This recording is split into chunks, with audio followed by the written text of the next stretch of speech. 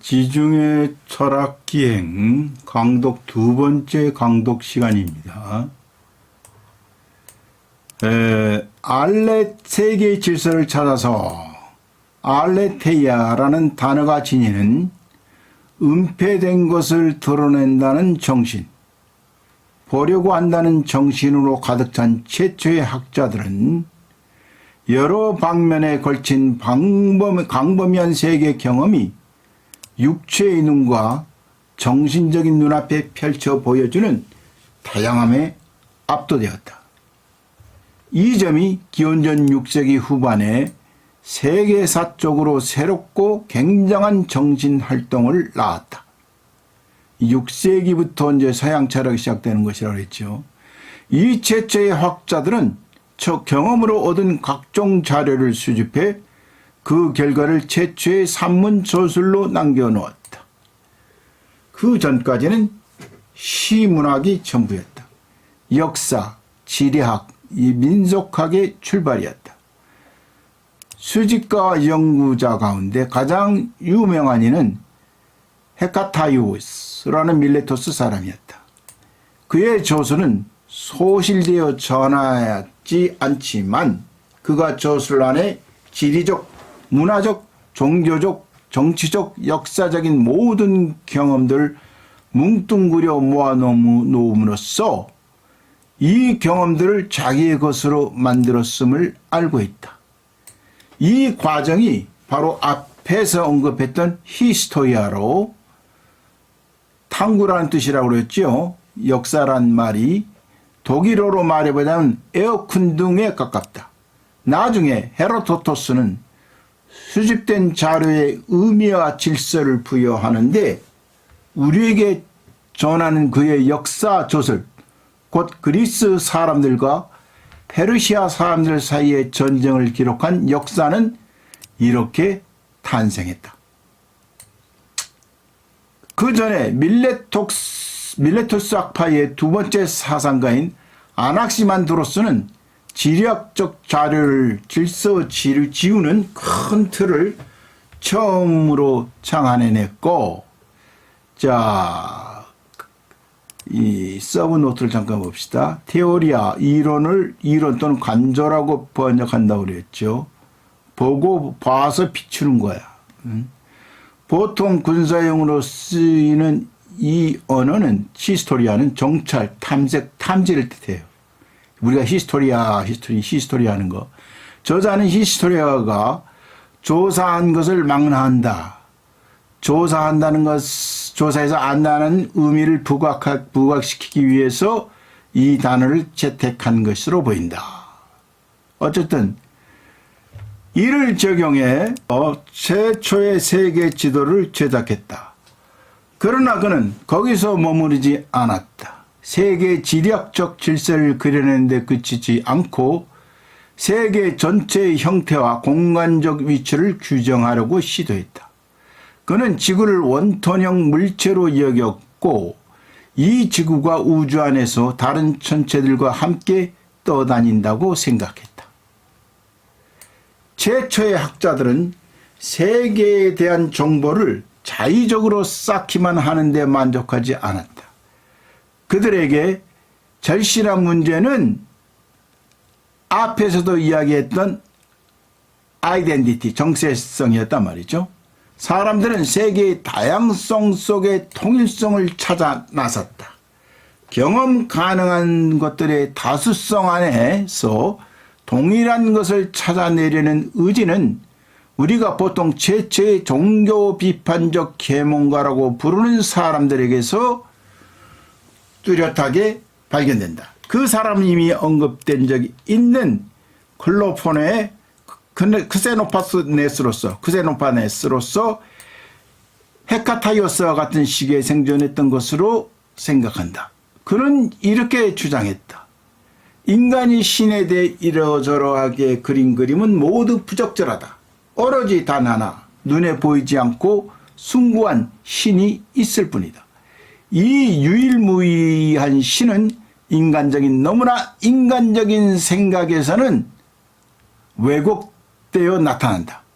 크세노파네스는 지중해 연안에 널리 퍼진 경향, 즉 종교적 경험이 다양한 방식으로 표출되는 것을 매우 단호하게 비판하면서 누구에게도 적용되는 어떤 새로운 동일성을 요구했다. 니체에 져서 인간적인 너무나 인간적인을 염두에 둔 표현이다. 그게 중요한 것은 아닌데 괜히 읽었네. 자, 그림 하나, 유적지 그림 하나 보고 갑시다. 여기 무엇이냐? 와니 신전이죠. 디디마의 아폴론 신전. 이곳은 밀레토스의 가장 중요한 성지였다. 이 신전의 엄청난 규모는 북쪽으로 약 100km 떨어진 에페소스의 헤라이크레이토스가 사제로 있던 아르테미스 신전이 얼마나 컸을지 짐작케 한다. 헤라크레이토스, 만물은 유전한다. 만물의 근원은 불이다라고 했던 사람이 사제였어요. 사제. 아르테미스, 그 사냥의 신 아르테미스 신을 모시는 사제였다고. 오늘날 우리 눈앞에 있는 유적은 헬레니즘 시대의 것으로 지진으로 파괴되고 남은 잔해다. 헬레니즘 시대라고 그런다면은 알렉산더가 그리스를 정복하고 나서 그 그리스 문화를 말하자면 세계로 흐트러뜨린 그때를 헬레니즘이라고 그러죠. 내부 공간의 벽에는 280쪽이 언급된 전체 건물의 상세한 부명칭을 기록한 목록이 새겨져 있다.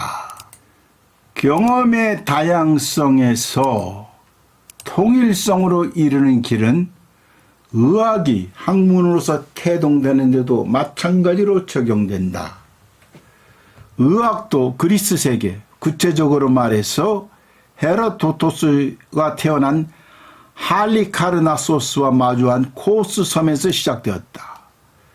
의사들의 선수로 유명한 히포크라테스와 그 제자들은 기원전 5세기 중엽 이래 아직은 학문이 아닌 의술이라 해야 할 영역에서 접할 수 있는 모든 경험들을 끌어다 모았다. 그러다 이들이 학문 이전의 상태에서 질병을 다루며 얻은 여러 결과물을 단 하나의 정돈된 의술로 융합시키면서 의학은 학문으로 이행되었다. 초기 학문에서는 어느 영역을 막론하고 경험의 다양성 속에서 구속력이 있는 질서를 보장하는 통일성을 알아내는 것이 문제였다. 그런데 지금까지 언급된 이러한 모든 시도들은 기원전 6세기 말에 초기 사상가들 가운데 가장 철저했던 인물이 보기에는 충분하지 못했다. 이 사람은 철학사의 위대한 사상가들 가운데 하나인 에페소스의 헤라크레이토스다. 그는 헤카타이오스와 크세노파네스의 노력을 경멸하듯이 내려다보고는 그것을 단순한 박식 정도로 격화시켜버렸다. 그가 했던 말 가운데 이런 문장이 전한다. 많은 것을 아는 것이 예지를 갖도록 가르치지는 않는다. 많은 것을 아는 것이 예지를 갖도록 가르치지는 않는다. 지식이 지혜를 갖도록 가르치지는 않는다. 이런 뜻이겠지요. 이 문장은 정보의 홍수 속에서 익사할 지경인 오늘날에도 그 교훈을 잃지 않고 있다. 지식은 말하자면 땔감이고 기름이고 지혜는 빛이에요. 근데 무조건 땔감을 많이 뗀다고 해서 빛이 밝아지는 건 아니겠지. 그 땔감이 말하자면 또 땔감이 여러 땔감이 있을 거 아니야? 질이 좋은 땔감이 있을 것이고 젖은 땔감도 있을 것이고, 그러니까 땔감이라고 많은 지식이라고 해서 빛을 내는 건 아니다. 이런 뜻으로 해석하면 되겠어요. 헤라이클레이토스에 따르면 모든 지리학적, 민속학적, 역사적 지식을 끌어모은다고 다양성 안에 참된 통일성, 진정한 동일성을 찾을 순 없다. 그렇다면 모든 것의 궁극적인 통일성이란 도대체 무엇인가? 헤라이크레이토스는 이 물음으로 최초의 철학자들인 탈레스, 아낙시만드로스, 아낙시메네스를 사로잡았던 문제로 되돌아간 셈이다. 그들은 이런 것을 알려고 했다. 전체 세계를 내적으로 통괄하는 것이 무엇인가? 나중에 아리스토텔레스는 이 무릎을 성숙한 개념을 써서 이렇게 바꿔 표현했다. 만물의 근원은 무엇인가? 이것이 바로 아르케라는 것이 아르케. 만물의 근원은 무엇인가? 기원전 6세기가 되면서 종려하는 다른 의미로 쓰인 그리스어 하나는 초기의 사상가들이 문제 삼았던 것이 만물의 궁극적인 통일성이었다는 사실을 잘 말해준다. 바로 코스모스다. 이 단어는 원래 장식, 치장, 조화로운 배열 정도를 의미했다. 화장 혹은 화장품을 뜻하는 독일어 코스메틱, 영어 코스메틱이라는 단어가 이와 연결된다. 그랬던 것이 세계의 다양한 현상이 조화롭게 배열되어 있다는 생각이 퍼지면서 코스모스는 세계 전체를 가리키는 말이 되었다. 존재하는 모든 것이 조화롭게 통일되어 있다는 개념에 붙을 수 있는 이름이 최초로 생겨난 것이다. 초기 사상가들은 어떻게 세계 전체가 질서 있는 어떤 것, 코스모스라고 생각하게 되었을까? 여의로 인해 학문이 발생할 수 있었다고 말한 아리스토텔레스는 이 물음에 대한 대답 역시 내놓는다. 이미 스승 플라톤이 말했던 대로 그는 철학은 놀라움에서 비롯된다고 설명했다. 철학은 하는 그 감탄, 경의에서 비롯된다는 것이에요. 우리는 모든 철학과 학문이 없이도 놀라워할 수 있다. 그러나 사유란 이 놀라운 느낌에 전적으로 그리고 조건 없이 몰두할 때 생겨난다. 이렇게 할 때 우리는 익숙한 나머지 세계가 당연한 것이 되고만 어른이 아니라 아직 어린아이처럼 사물을 새롭게 바라볼 수 있다. 모든 것은 생생한 광채로 빛나고 이것은 세계 전체를 아름답게 비치게 하며 이 아름다움 안에서 전체의 질서가 반짝인다. 이것이 코스모스다라는 것이죠. 이 아름다운 질서를 우리는 확고하게 배열된 커다란 새 영역에서 날마다 만난다. 우리가 사는 세계, 곧 생활 세계는 바로 이 새 영역으로 나눈다. 머리 위로는 호흡하는 공기, 태양, 그리고 별의 빛이 있는 하늘, 발 아래 있는 땅과 바다가 있다. 이것은 학문이라기보다는 자연에 대한 소박한 경험이다. 그리스어로 피시스라고 불리는 자연 앞에서 초기 사상가들의 놀라움은 불붙었다. 그리스어로 자연을 피시스라고 그러는 거예요. 피시스. 그런 거니까 불타다는 뜻이야. 저절로 불타다라는 그런 뜻이에요. 이 피시스가. 우리가 이러잖아요. 가을 단풍을 보고 단풍이 놀랍게 불탄다. 그런 감탄과 같은 거야. 그 피시스가. 그 자연할 때 이 연자도 말이죠. 이 자연에서 이 연자도 그럴련 스스로 그렇게 된다. 그렇게 된다라는 그럴련인데 이게 원래는 탈련이라고 탈련. 이 피지스랑 같은 거예요. 그래서 이 탈련의 뜻인데 그 탈련의 뜻이 점점 사라지면서 그냥 그러할련 이 정도로 남으니까 그 앞에다 불화자를 다시 하나 더 변으로 만들어서 우리가 연소한다 할 때 탈련을 만든 거예요. 그러니까 이게 원래 이게 저절로 탄다 이런 뜻이야. 똑같아. 피지스랑 그리스어의 피지스 자연이랑 이 한자의 자연의 뜻이랑 똑같다고. 그럴 까닭에 최초의 학자들은 나중에 자연 탐구자, 피지올로그이라고 불렸다. 그러니까 최초의 이제 철학자들을 철학자라 부르지 않고 자연 탐구자라 불렀던 이유예요. 그러나 오늘날에도 통상적으로 쓰는 이 명칭은 자칫 오해를 불러일으킬 수 있다. 마치 최초의 사상가들이 세계 일부만을, 즉 문화에 대립하는 자연만을 문제 삼았다고 이해해서는 안 된다. 오히려 그들의 주제는 전체 존재하는 모든 것이었다. 초기 사상가들의 호기심은 세계에 대한 경험의 다양성을 향해 있었다. 그러나 바로 그 때문에 상대주의라는 위험이 생겨났고 세계 전체에 대한 놀라움으로 시선의 방향은 다양성 속의 동일성, 질서를 부여하는 일자, 다스 아이네라고 독일어로 말하죠. 일자, 근원으로 향했다. 이 일자는 다양성 아니라면 어디라도 있는 다양성을 처음부터 끝까지 규정하는 어떤 것이다. 그런 것을 우리는 그리스 사람들이 불렀던 것처럼 요소, 엘리멘트라고 그러죠. 요소를 엘리멘트라고 부른다. 우리 인간은 학문과 상관없이 생활세계의 새 영역에서 이 요소를 마주쳤기에 잘 알고 있다. 하늘, 땅, 바다. 각각 지배적인 요소에 의해서 특징 지어진다. 하늘과 땅과 바다는 각각 지배적인 요소에 의해서 특징 지어진다.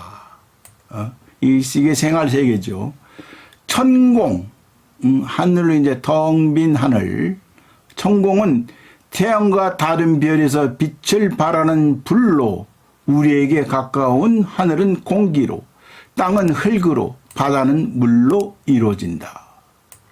천공은 태양과 다른 별에서 빛을 발하는 불로 나타나지요. 태양도 불이니까. 그리고 우리에게 가까운 하늘은 공기로 나타나고 땅은 흙으로 나타나고 바다는 물로 이루어진다는 거야. 이렇듯 이오니아 사람들은 어디에나 존재하는 근원의 요소를 생활세계의 새 영역에서 찾겠다고 생각했다. 그러나 앞에서 설명한 생활세계의 모든 요소가 고려되었던 것은 아니다. 그들이 찾아 나섰던 것은 새 영역 가운데 하나가 아니라 다른 요소의 형태로 변화될 수 있어서 세계 전체를 채울 수 있는 단 하나의 요소여야 했다. 그런 성질을 지닌 요소가 바로 물이다. 물이 증발하면 공기처럼 위로 상승해서 하늘에 이른다. 또 얼면 무거워서 흙처럼 단단하고 차가워진다. 이래서 학문은 탈레스의 모든 것은 물이다 라는 주장으로 시작된다. 다양성 속에서 하나 일자를 찾는 거라고 그랬죠. 하나가 그 물이라는 거야. 밀레토스 학파의 세 번째 인물인 아낙시메네스에게는 새로운 문제가 대두되었다. 그는 인간이 세계 전체를 인식하는 일이 어떻게 가능한지 설명하려고 했다. 이런 사고가 가능한 것은 세계 전체에 가득 차 있는 요새가 인간의 인식 능력과 삶의 근거가 되기도 하기 때문이다. 이 원래 생활세계라는 것은 하늘, 바다, 땅 세 가지인 반면에 요소는 불, 공기, 물, 흙 이렇게 네 가지지요. 여기서 하늘은 우리가 숨쉬는 공기에 대응하는 좁은 의미의 하늘, 태양과 별들이 빛을 발하는 천공으로 나뉜다. 이때 좁은 의미의 하늘은 공기에, 천공은 불에 해당된다. 이해하겠죠? 우리가 보는, 그러니까 우리가 말하는 하늘은 천장이 있는 것이야. 파푸른 하늘. 근데 그보다 더 넓은 하늘은 우주에 해당되겠지. 불에 대응된다. 이 말이에요. 그런데 삶은 빛, 공기, 따뜻함 같은 하늘 위의 요소의 근거를 두고 있다. 그래서 아낙시메네스는 밀레토스 학파의 3인방 중 한 사람이죠. 아낙시멘에서는 이런 것들 공기라는 하나의 근원적 요소로 포괄하고 헤라크레이토스는 나중에 근원적 요소를 불이라고 부른다.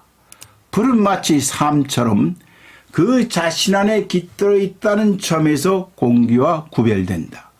즉 불이 타오르고 깜빡이는 것은 끊임없는 운동이요. 이렇게 그 자체로 운동할 수 있는 것을 우리는 살아있다고 한다. 불꽃이 다른 것을 집어삼키기 때문에 불은 스스로 운동할 수 있는데 이는 마치 인간의 삶이 다른 생명을 파괴함으로써 유지되는 것과 같다. 다른 생명을 먹어야 되니까. 어떤 근원적인 것 때문에 끊임없이 변화하는 세계, 생성과 소멸이 번갈아 일어나는 세계를 설명할 수 있다면 그것은 불이어야 한다. 대립상의 발견과 아낙시만드로스의 명제. 이런 사유로 헤라크레이토스는 밀레토스 학파의 두 번째 인물인 아낙시만드로스가 문을 열었던 방향으로 초기 철학을 계속 밀고 나간다. 헤라크레이토스를 사로잡았던 문제는 세계의 변화였다. 만물은 변화한다. 유전한다. 이런 말을 했죠. 인간은 이 세계의 변화를 존재가 소멸한다는 데서 경험했다. 이렇게 해서 우리는 학문의 발생 가운데 가장 심각한 동기에 다다랐다. 소멸한다는 사실이 우리를 짓누른다. 우리가 반드시 죽는다는 사실뿐만 아니라 늙는다는 것, 질병, 배고픔, 전쟁 등 부정적이고 어둡고 고통스럽고 침울한 상태에 처해 있기 때문에도 그러하다. 물론 우리의 삶에는 이와 대립하는 긍정적이고 밝고 기쁘고 즐거운 상태도 마주서 있다. 바로 젊음, 건강, 풍요, 평화 등이다. 이게 대립상을 발견한 거야. 아낙시만드로스의 명제와 더불어. 이렇게 해서 서로 대립하는 상태들이 쌍을 이루고 있다. 이러한 대립상들이 헤라크레이토스의 주된 주제다. 대립상의 양쪽, 삶의 긍정적인 면과 부정적인 면, 행복과 불행이 불가피하게 바뀐다는 데서 우리는 자신이 소멸하는 존재라는 사실을 날마다 경험한다. 우리 삶은 이 기본적인 상태들 사이를 마치 시계추처럼 왔다 갔다 한다. 여기서 특이한 점은 각각의 사람들이 어떻게 지내느냐 하는 것이 그 사람의 상태에 달려있을 뿐만 아니라 전체 생활 세계가 이 상태에 비추어서 다르게 나타난다는 사실이다.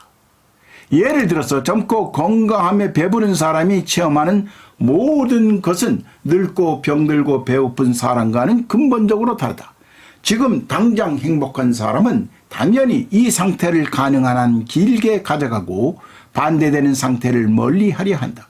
사람들은 심지어 반대되는 기본 상태가 그들에게 결코 손해를 끼칠 수 없다는 듯 행동한다.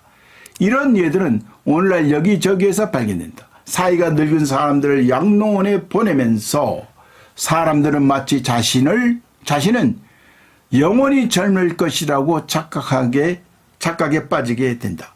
산업국가들은 복지를 누리고 배부르게 살면서 인도나 사하라, 이남 아프리카의 기아를 잊어버린다. 우리는 죽어가는 사람들 병원에 떠맡기고는 마치 자신은 죽지 않을 것인 양 태연히 살아간다. 그러나 사실은 반대되는 기본 상태들이 때려야 뗄 수 없게 서로 연관되어 있다. 헤라크레이토스는 바로 이 점을 강조한다. 배부름은 배고픔이 진정된 상태일 뿐이며 배고픔은 언제나 배부름과 자리를 같이가 아니라 자리를 바꾸려고 잠복해 있다. 평화는 전쟁을 피한 상태일 뿐이다. 젊음은 조금씩 늙어가는 과정이다. 헤라크레이토스는 일찍이 이 관계를 이렇듯 짤막하고 명료하게 표현했다. 질병은 즐겁고 좋은 건강을 만들어주며 배고픔은 배부름을 피곤함은 휴식을 가져다 준다. 그러니까 좋은 건강, 내가 건강하다는 것은 병이 있었기 때문에 그 말을 할 수 있는 거고, 배부르다는 것은 배고픔 상태를 경험했기 때문에 배부르다고 그러는 것이에요. 또 휴식이 좋다라는 것은 피곤함을 알았기 때문에 그런 것 아니냐는 거야. 이 말이 뜻하는 것은 이런 것이다. 쾌적함은 그 반대되는 상태가 잠재해 있기에 가능하다. 노자도 이제 그런 말을 하지요. 노자도 이런 말을 한단 말이야. 지금 누리는 아름다움과 행복의 배경에 그 반대 상태가 깃들어 있다. 지금 당장 드러나 있는 상태는 이 배경에 대항해서 자신의 존재를 주장하지만 그것도 어느 정도 짧은 시간 동안에만 가능할 따름이다. 그런데 지금 드러나 있는 모든 상태는 마치 그것만 있다는 듯이 한껏 자만하려는 경향. 다시 말해서 그 상태를 터무니없이 지속하려는 경향을 갖는다. 그 상태에 부여되고 걸맞을 정도 이상을 꾀하는 셈이다. 자신에게 허용된 것 이상을 갖는 일을 사람들은 분리, 옳지 않은 일이라고 부른다. 기본 상태 사이에서 정의는 지금 드러나 있는 상태가 가장 적당한 기간 동안 지속하다가 숨어있던 반대의 상태가 등장하는 것. 그러다 복구되는 것이다. 예전에 지배적이었던 상태가 사라지는 대신 그때까지 잠재해 있던 반대쪽이 등장하고 이러한 교대를 통해서 어떤 한 상태의 지나침을 막는다. 그러니까 인생이라는 것도 계속 행복할 수만은 없어요. 계속 행복한다는 것은 무엇이 행복한, 불행을 모르면 행복을 못 느낀다니까, 글쎄. 밝아졌다는 것은 어둠을 경험하지 않고서는 내가 이 세상 밝네. 무엇이 밝다는 것인지 모른단 말이야. 그러니까 항상 이양 대립적인 것이 같이 하고 있다, 이것이지. 서로 반대되는 것이 한 상태가 얼마나 지속하고 그 다음 상태가 또 얼마나 계속되는가는 시간의 문제다. 따라서 기본 상태들의 정의로운 관계에서는 시간이 심판관 역할을 한다. 즉 시간은 각각의 상태와 반대 상태를 심판하고 그 지나침을 처벌한다. 이렇게 심판과 처벌이 이루어지면서 기본 상태들 사이에 정의가 유지된다. 시간이 약이야 뭐 이러잖아.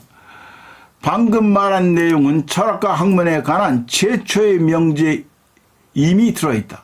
밀레토스 학파의 사상가들 가운데 가장 중요한 인물이라고 할 수 있는 아낙시만드로스가 기원전 6세기 중반에 이 명제를 내세웠다. 이 명제가 무엇을 뜻하는지를 두고 지난 100년 동안 수많은 해석이 쏟아져 나왔는데 지금은 대략 의견의 일치를 보고 있다. 이 명제는 다음과 같다. 대립적인 요소들은 시간의 질서라는 심판관에 의해 불의에 대한 심판과 처벌을 받는데 이는 마땅한 일이다. 이 명제는 낯선 것을 담고 있다. 코스모스의 법칙, 전체 세계의 법칙, 오늘날의 표현으로는 자연 법칙을 인간의 삶과 연관되는 어휘로 표현한 것이다. 심판, 처벌, 불의, 마땅한 일, 질서라는 심판관 등이 그렇다. 이 사진이 자세히 안 나왔네요. 그래서 어떤 책에서는 아낙시만드로스의 이론이 소박하기 짝이 없는 의인관이라고 말하기도 한다. 즉 인간을 너무나 인간에 빗대서 다 한 것이다 이거. 다시 말해서 아낙시만드로스는 앞에 어휘들이 인간에게만 해당되는 개념임을 모르고 인간을 벗어나는 전체 세계에 잘못 적용했다는 것이다. 그러나 아낙시만드로스가 이 개념을 적절하지 않게 학대에 적용했다고는 말할 수 없다. 요소의 상태들이 전체 세계가 일상생활에서 우리 인간에게 어떻게 나타나는지를 규정한다. 그런 까닭에 이 요소 상태들은 인간뿐만 아니라 인간이 경험하는 전체 세계와도 관계를 맺는다. 인간에게 옳은 요소의 상태는 세계에 대해서도 우리가 생생하게 경험하는 코스모스에 대해서도 역시 옳다. 그런데 오늘날에 우리만 이 명제를 낯설어하는 것이 아니다. 아리스토텔레스의 가장 뛰어난 제자이자 동시에 최초의 철학 사가라고 할 수 있을 데오프라스토스가 토스마저도 인간의 경험 세계를 뭉뚱그려서 포괄하는 것으로 기본 상태가 언급되는 이유를 이해하지 못했다. 그는 아낙시만도로스가 학문적인 방식이 아니라 시적으로 묘사한다는 인상을 받았다. 데오프라스토스는 이 점이 이상해서 이 명제를 글자 그대로 인용했고 다행스럽게도 그 덕분에 우리에게 전승될 수 있었다. 학문은 법칙을 만들어낸다. 아낙시만도로스는 이 명제로 학문의 역사상 최초의 법칙을 세운 셈이다. 이 법칙에 따르면 모든 아름다운 것, 누릴 만한 것, 훌륭한 것, 충만한 것은 필연적으로 내재한 반대 상태를 대가로 치르고 얻었으므로 언젠가는 반대 상태에 굴복해서 멸망하게 되어 있다. 그리스 비극의 배후에도 발견되는 이런 생각에는 고전시대 그리스의 우울한 삶의 종조가 짙게 깔렸다. 아낙시만도로스는 세계 전체에서 삶의 비극적인 의미를 본 것이다. 학문의 역사상 최초의 법칙은 그리스인들의 비극적 의식을 적나라하게 표현한다. 어떤 사람들은 우울하고 비극적인 의식이 전체 그리스적 삶을 처절하고 암담한 비탄 속으로 빠뜨렸다고 생각할지도 모른다. 그러나 정반대도 주목해야 한다. 그리스인들은 우리를 기쁘고 행복하게 만드는 아름다움을 어느 민족보다도 열광적으로 밝혀내 칭송했다. 아낙시만도로스의 명제가 이것이 어떻게 가능했는가를 설명해 준다. 세계 법칙은 행복을 가져다주는 모든 것이 소멸하도록 운명짓고 재앙을 가져오는 것도 일정한 기간만 지속하게 한다. 좋은 것으로 선에 역시 불가피하다. 세계의 법칙은 더 나아가서 이렇게 말한다. 삶은 이러한 규칙에 따라 진행되고 시간이라는 심판관에 의해 관찰된다. 근본적으로 질서가 세계를 지배하고 우리 삶을 불행하게 만드는 모든 변화는 깊은 의미가 있다. 지중해 철학기행 두 번째 강독을 마치겠습니다. 글씨가 좀 안 좋게 사진이 찍혔는데 다음부터는 좀 더 주의를 기울여서 여러분들을 만족토록 하겠습니다.